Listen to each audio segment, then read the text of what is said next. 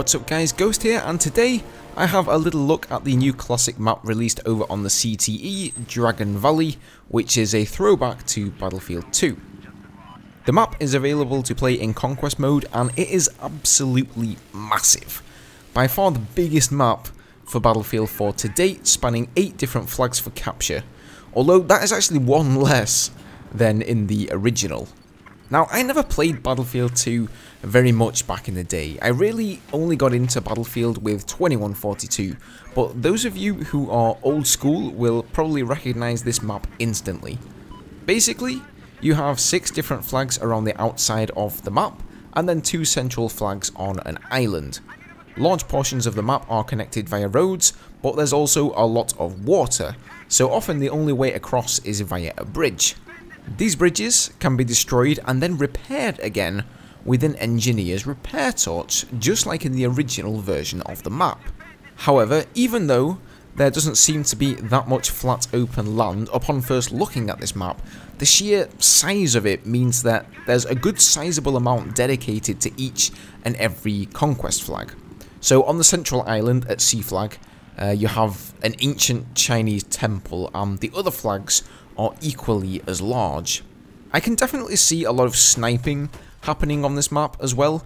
Even with 64 players, there's just so much space for everybody that you can probably set yourself up with a nice vantage position and avoid being seen if you wish, especially with all that foliage.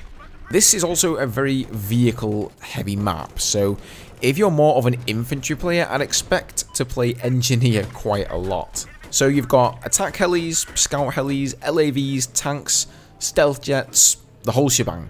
Although there is no attack jet, which I find to be a bit of a letdown considering the size of the map and the number of vehicles. I wouldn't recommend flying the stealth jets at the moment. They seem to be horribly broken, as you can see here, but this is after all only an initial prototype of the map, so hopefully DICE will fix that soon. So what do I reckon to this map so far? Well, it's definitely a nice map for people who like their vehicles. As I said, there is no attack jet and the stealth jets are broken, so unfortunately I couldn't really try that out. However, I did do a spot of tanking and found that to be rather enjoyable, especially with the amount of enemy armor. It was quite fun trying to sort of pot-shot enemy tanks at range. If you're more infantry minded though, the sheer scale of the map means that the infantry players have a lot of space to spread out and 8 different flags to fight over, which means they're not going to just get massacred by a scout heli or tank all at one flag. Then the flags themselves have large buildings and plenty of cover, so you're still going to get some nice good old firefights going on.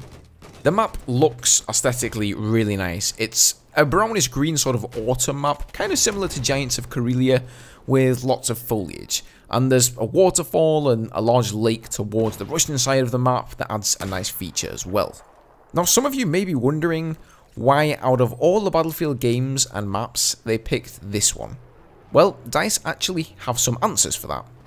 I'll leave a link down below to all the polls so you can see which maps scored the highest, but basically it was a process of filtering out which maps wouldn't work.